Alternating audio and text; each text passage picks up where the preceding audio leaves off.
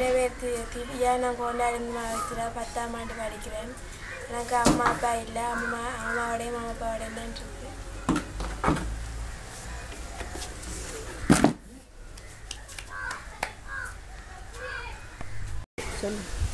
எங்களோட அம்மா அப்பாவும் மாமாவும் கூடி வேலையை போடுவேன்.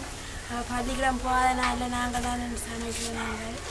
நான் வர பள்ளிக்கூடம் உடுப்பு இல்லை நாங்கள் தான் துவைக்கிறாங்க. மற்ற வீடு வாசல் எல்லாம் நாங்கள் தான் கூட்டுறோம். நான் டியூஷனுக்கு போகிறதில்ல. கோர்ட்னர் நாங்கள் சிலராக நாங்கள் இப்போ டியூஷனுக்கு எல்லாம் போகிறாங்க.